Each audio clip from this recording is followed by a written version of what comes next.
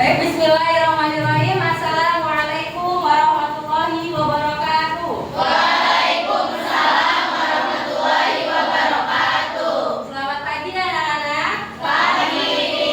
Bagaimana kabarnya hari ini? Alhamdulillah luar biasa. Allahu Akbar. Alhamdulillah luar biasa sekali semangatnya. Baik, untuk mengawali pembelajaran kita pada pagi hari ini, mari kita berdoa bersama-sama. Silakan ketua kelasnya untuk dipimpin berdoa terlebih dahulu.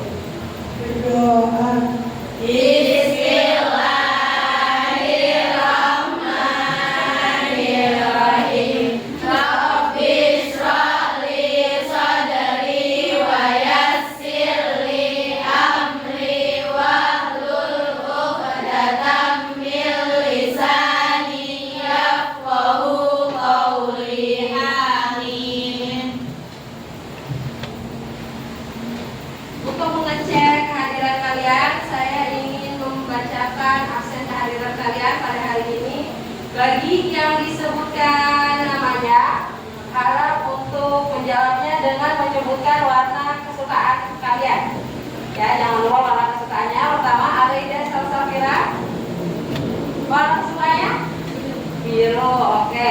Alika Fauzia. Kuning. Dan juga Tiara Nuraziza. Hijau. Zahiratul Ain. Doksu. Alhamdulillah ada yang sakit dan ada juga kemarin pun yang sakit. Kita doakan semoga cepat diberikan kesembuhan. Amin. Dan bisa bergabung kembali untuk belajar dengan kita di kelas yang penuh dengan berkah ini. Amin. Baik anak-anak, sebelum mulai pelajaran, untuk menumbuhkan rasa cinta kita kepada tanah air, mari kita bersama-sama menyanyikan salah satu lagu wajib nasional, yaitu lagu Satu Nusa Satu Bangsa.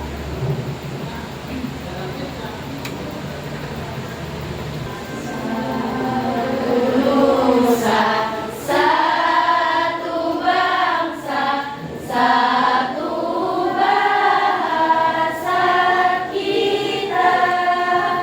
Tanah air pasti jaya untuk selamanya.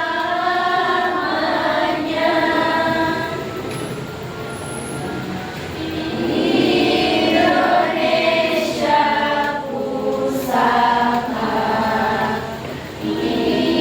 Indonesia tercinta, nusa bangsa dan bahasa kita bela bersama. Kita akan belajar tema tentang substansi dan strategi dakwah dari para khulafaur rasyidin. Pada materi sebelumnya kita sudah belajar terkait proses pemilihan para khulafaur rasyidin. Dan hari ini lebih spesial lagi terkait substansi dan strategi dakwah khulafaur rasyidin. Hari ini kita akan menggunakan model problem based learning, yang dimana nanti di awal saya akan menayangkan video terlebih dahulu, kemudian saya akan menanyakan pertanyaan konkret dari video tersebut, lalu saya akan membagi kalian ke dalam beberapa kelompok untuk mendiskusikan materi terkait substansi dan strategi dakwah. Kemudian kalian nanti melakukan presentasi kelompok, lalu kita saling memberi masukan, kemudian di akhir nanti ada refleksi melalui games yang sudah saya sediakan. Nah, baik, untuk menguji konsentrasi kalian sebelum mulai pelajaran, saya ingin memberikan SBY terlebih dahulu. Kalian hafal perkalian 1 sampai 10? Ada yang belum hafal? Jadi yang berada di kelipatan 5, dia harus menyebutkan salah satu nama dari khulafaur rasyidin. Ulangi Andrea, 1. Abu Bakar As-Siddiq. Bukan saya, 6. 9. Umar bin Khattab. 11. 12. Utsman bin Affan. Kita sedang menyelesaikan speaking dan tentunya kalian sudah tidak sabar ya untuk masuk ke materi pembelajaran pada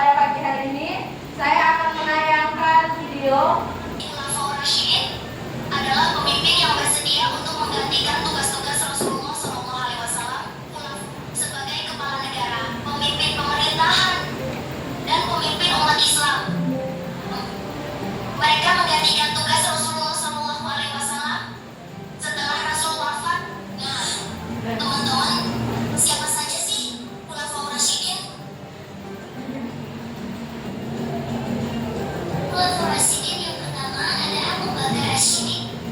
Beliau memiliki nama asli Abdul Ka'bah, tetapi kemudian diganti oleh Rasulullah SAW menjadi Abdullah. Beliau juga memiliki sifat lemah lembut, jujur, dan sabar. Abu Bakar As-Siddiq berasal dari suku Taim. Beliau lahir di Mekah pada tahun 572 Masehi. Dan sebelum beliau wafat, beliau menunjuk Umar bin Khattab untuk menggantikan beliau nantinya. Umar bin Khattab memiliki julukan yaitu Al-Faruq, yang berarti sang pembeda, yaitu dapat membedakan antara kebenaran dan keburukan. Umar terkenal sebagai khalifah yang pemberani dan cerdas. Utsman adalah khalifah yang menikahi dua putri Rasul, yang pertama Ruqayyah dan kedua dengan Ummu Kulsum, yaitu setelah Ruqayyah wafat, beliau juga adalah saudagar kaya dan penulis wahyu yang terkenal. Utsman dikenal sebagai orang yang pendiam dan memiliki budi pekerti yang baik. Karena beliau banyak melakukan amal kebaikan, maka beliau mendapat gelar Ghaniyun Syakir, yaitu artinya orang kaya yang banyak bersyukur kepada Allah Subhanahu wa Ta'ala. Ali bin Abi Thalib lahir dari sepasang suami istri, yaitu Ali bin Abdul Muthalib dan Fatimah binti Asad. Ali memiliki nama panjang Ali bin Abi Thalib bin Abdul Muthalib bin Hashim. Semasa kecil, beliau dididik dan dibesarkan oleh Rasulullah SAW. Rasa sayang dan kemuliaan yang Rasul berikan kepada Ali ini membentuk karakter Ali. Karena didikan Rasul, beliau berani masuk Islam di usia yang sangat muda. Ali masuk setelah Siti Khadijah. Karena keberanian yang dimiliki oleh Ali bin Abi Thalib, maka ia diberi gelar dengan nama Sinan Awam, dan karamahu wajahmu yang memiliki arti semoga Allah memuliakan wajahnya. Keteladanan dari Khulafaur Rasyidin. Pertama, amanah, yaitu Khulafaur Rasyidin selalu menyampaikan kebenaran. Kedua, istiqomah. Mereka selalu konsisten dalam menjalankan tugas dan tanggung jawab masing-masing. Ketiga, jujur. Mereka selalu berkata benar dan tidak berbohong. Ketujuh, dalam bermusyawarah. Mereka selalu menyelesaikan masalah dengan bermusyawarah. Dan yang terakhir, hidup sederhana. Sekarang saya ingin mengajukan pertanyaan singkat. Bagi yang ingin menjawab, silakan diangkat tangannya. Pertama, setelah kita melihat video, tadi kita melihat tentunya para Khulafaur Rasyidin itu memiliki konflik atau perbedaan pendapat dalam menentukan siapa yang akan menjadi khalifah sebelumnya.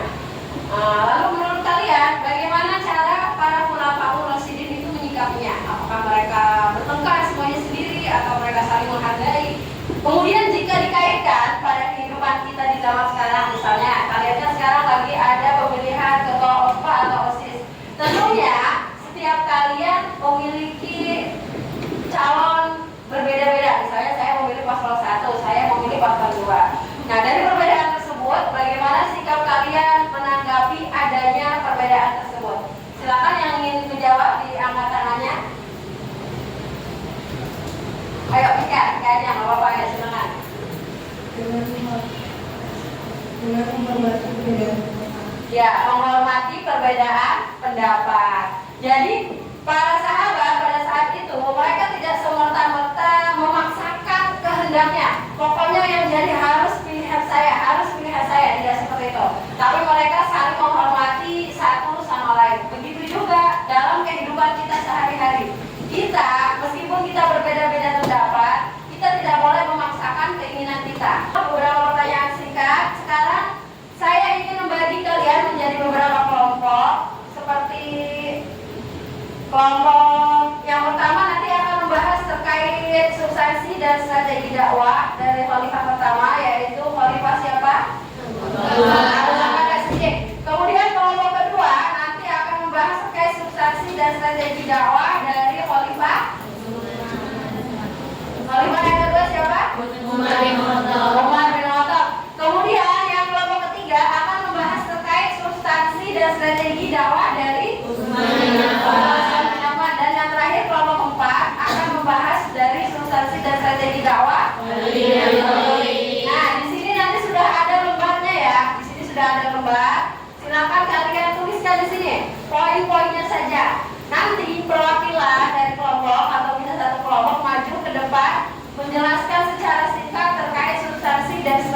dakwah dari para khulafaur rasyidin tersebut. Bisa dipahami ya?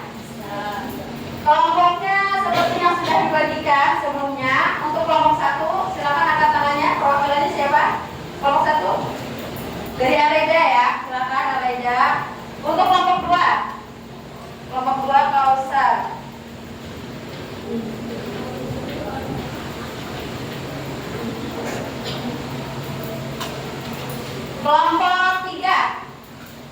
Kelompok 3 Kela. Dan kelompok 4 Raisa ya. Nah, sambil dibuka buku paketnya ya, dibuka buku paket. Di buku paket itu ada materi terkait substansi dan strategi dakwah dari khulafaur rasyidin.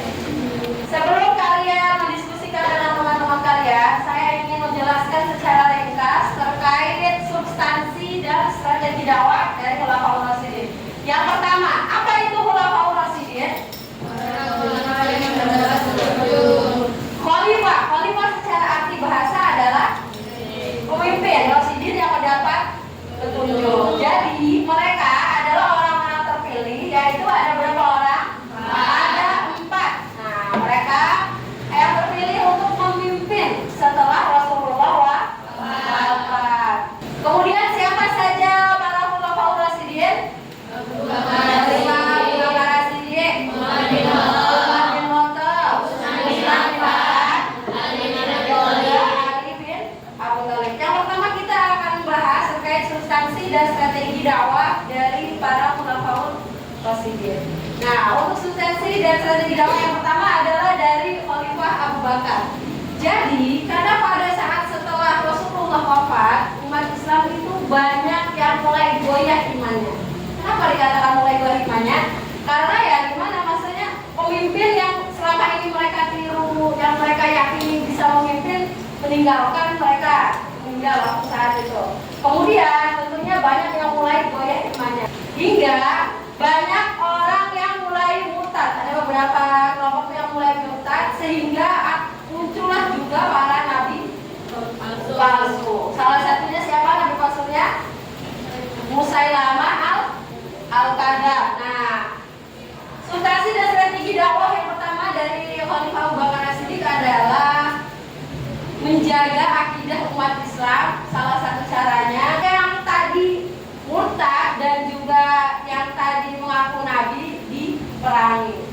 Kemudian yang kedua, substansi dan strategi dakwah dari beliau adalah memelihara keaslian Al-Quran. Kalau terjadinya perang riddah, perang yang memerangi kaum murtad tadi namanya perang riddah, kemudian banyak para hufaz. Apa itu para hufaz? Para penghafal Al-Quran yang meninggal. Nah, ditakutkan Al-Quran juga menghilang. Dengan menghilangnya atau meninggalnya para penghafal tersebut, maka beliau berinisiatif untuk mengumpulkan para penghafal Al-Quran tersebut dan juga tulisan-tulisan Al-Quran itu dikumpulkan, infrastruktur dan lain-lain, hal-hal yang berkaitan dengan kepentingan masyarakat bersama itu beliau sediakan. Nah, yang pertama adalah beliau membentuk jabatan. Kemudian yang kedua adalah substansi dan strategi dakwah dari Khalifah Umar bin Khattab. Substansi dan strategi dakwah Khalifah Umar bin Khattab yang pertama adalah perluasan wilayah Islam. Pada saat ini perluasan wilayah Islam itu terjadi sangat besar-besaran hingga ada istilah namanya Futuhat Al-Islamiyah atau Fathul Futuh, kemenangan yang paling besar. Kemudian yang kedua adalah mendirikan Baitul Mal. Baitul Mal ini fungsinya untuk apa? Untuk menyimpan kekayaan negara. Berikutnya membentuk Dewan Al-Kharaj atau pajak tanah. Jadi perpajakan itu sudah dimulai pada saat Khalifah siapa? Sayyidina Umar bin Khattab. Kemudian yang berikutnya adalah mendirikan Dewan Al-Jun. Dewan Al-Jun ini yang berkaitan dengan kemiliteran. Kemudian selanjutnya memperbaiki jalan-jalan. Kemudian selanjutnya adalah membentuk lembaga santunan anak yatim. Kemudian selanjutnya dalam tatanan pemerintahan, karena wilayahnya sudah semakin meluas, beliau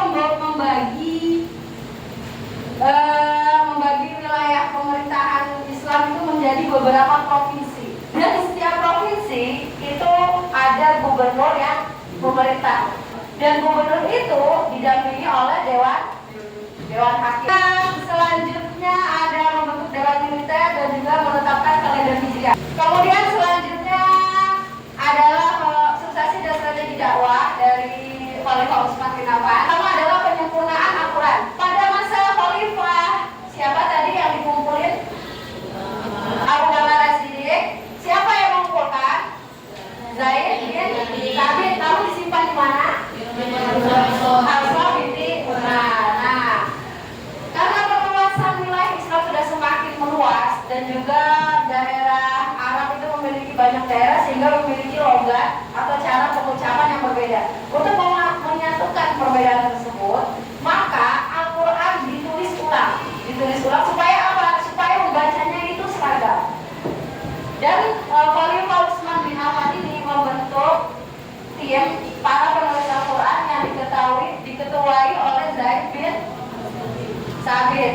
Kemudian yang kedua melanjutkan perluasan wilayah dakwah Islam. Nah, dan yang tidak kalah pentingnya pada saat ini yang termasuk prestasi dari Khalifah Utsman bin Affan adalah membentuk angkatan laut. Dan ini merupakan angkatan laut pertama. Yang terakhir, substansi dan strategi dakwah dari Khalifah Ali bin Abi Thalib. Yang pertama adalah menciptakan pemerintahan yang adil dan berintegritas. Jadi beliau itu mengganti para pejabat yang tidak kompeten, yang banyak melakukan kesalahan, kemudian yang korupsi juga dipecat dan hartanya itu disita, diletakkan atau disimpan di Baitul Mal. Yang harta tersebut digunakan untuk apa? Untuk kesejahteraan umat pada saat itu. Kemudian yang kedua, mengembangkan ilmu pengetahuan. Jadi Khalifah Ali bin Abi Thalib termasuk khalifah yang memiliki konsen lebih terhadap ilmu pengetahuan, sehingga beliau juga mendapat julukannya Babul Ilm. Kalender Hijriah yang sampai sekarang itu kita pakai itu pertama kali dicetuskan pada saat masa Khalifah Umar bin Khattab. Dan perhitungannya itu dimulai pada saat Nabi Muhammad SAW hijrah dari Mekah ke Madinah. Pada masa pemerintahannya, beliau juga memperhatikan perkembangan pengetahuan. Dengan salah satunya beliau meminta salah seorang sahabat untuk menulis ilmu nahwu. Siapa sahabat itu? Abu Aswadud membentuk suatu kota sebagai pusat ilmu pengetahuan. Pada saat itu nama kotanya di mana? Di Baik, sudah selesai pemaparan singkat. Sekarang silahkan kalian kerjakan di LKPD.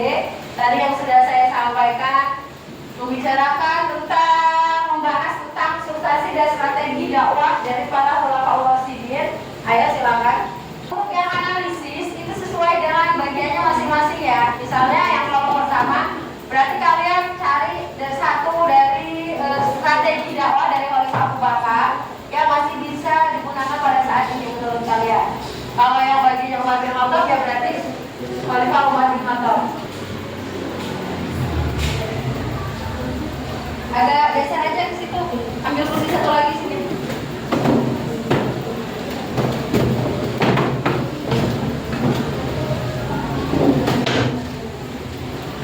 Kelompok berapa? Kelompok 3 sudah ditulis. Perwakilan 2 orang nanti yang maju menjelaskan ya. Sama yang halaman kedua nanti dikerjain. Yang halaman keduanya. Pilih salah satu dari substansi dari Khalifah tersebut yang masih bisa digunakan untuk berdakwah pada masa sekarang.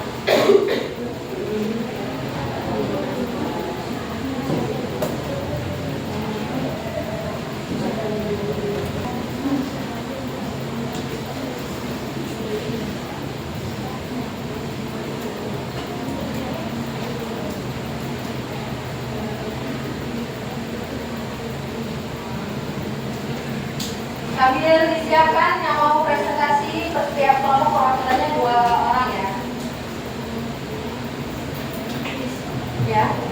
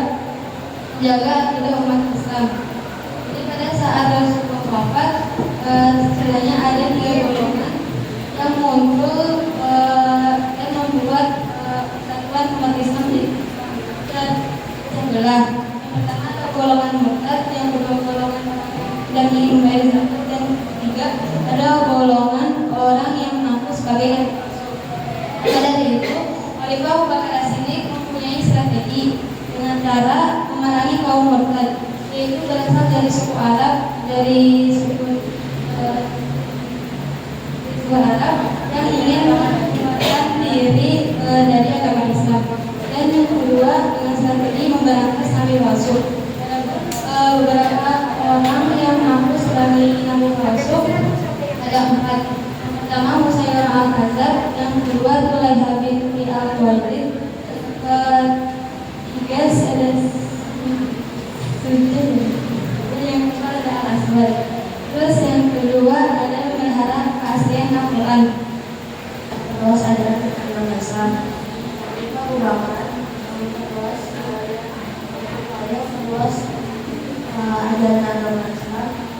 Sampai ke daerah Syam. Agama Islam pada zaman sekarang itu caranya seperti apa? Sekarang sudah banyak media digital dan lain-lain. Itu kalau kamu berdakwah bagaimana caranya? Dengan membuat konten yang berisi dakwah-dakwah Islam dan share ke sosial media, ke Instagram. Ya, benar sekali ya, membuat konten dakwah Islam. Misalnya kalian lagi pidato atau lagi ceramah, atau kalian buat tutorial bagaimana cara berhubungan baik. Itu adalah salah satu dakwah juga pada zaman era digitalisasi sekarang ya. Terima kasih tepuk tangan untuk kelompok pertama. Dan kita akan bikin terlebih dahulu ya. Lagu terkait Khalifah para kelompok presiden. Ada 4 khalifah sahabat Rasulullah. Yang pertama adalah Abu Bakar As-Siddiq, 2 Umar bin Khattab, 3 Utsman bin Affan, yang keempat Ali bin Abi Thalib. Muhammad bergelas As-Siddiq sang pembenar, Umar bin Khattab itu Al-Faruq sang pembeda, Utsman itu Dzunurain pemilik bercahaya, dan Ali karamallahu wajhah. Lanjut kita kesimpulan bersama ya. Dari materi yang sudah kita sampaikan atau kita pelajari tadi, coba kita ulas bersama substansi dan strategi dakwah dari khalifah yang pertama, yaitu Khalifah Abu Bakar As-Siddiq. Apa saja substansi dan strategi dakwahnya tadi? Menjaga akidah umat Islam. Caranya memerangi kaum murtad dan nabi palsu. Yang kedua, memelihara keaslian Al-Quran. Kemudian yang kedua, khalifah siapa? Umar bin Khattab. Apa saja substansi dan strategi dakwahnya? Memperluas wilayah dakwah Islam, Layak. Kemudian yang kedua apa saja? mewujudkan kesejahteraan umum, Kesejahteraan umum. Ini banyak sekali ya. Tadi ada pos, ada apa lagi? Baitul mal, ada pajak, kemudian militer, kemudian santunan anak yatim, memperbaiki jalan-jalan umum, dan juga merenovasi masjid-masjid besar seperti Masjidil Haram, Masjidil Aqsa, dan juga Masjid. Ini khalifah yang ketiga, Khalifah Utsman bin Affan. Substansi dan strategi dakwahnya apa saja? memelihara keaslian Al-Quran, Memelihara keaslian Al-Quran. Apa yang dibentuk pada saat itu untuk memperkuat dan memperluas wilayah dakwah Islam? Angkatan laut. Yang terakhir, Khalifah Ali bin Abi Thalib. Substansi dan strategi dakwahnya apa saja? Menciptakan pemerintahan yang adil dan berintegritas. dan yang adil dan berintegritas.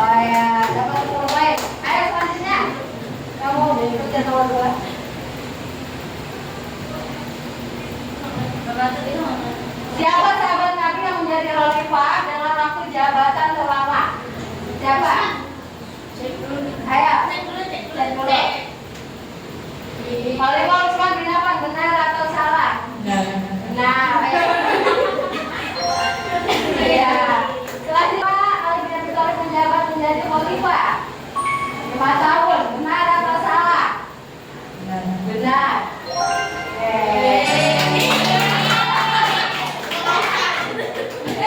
Terima kasih kemenangan nomor 3 ya.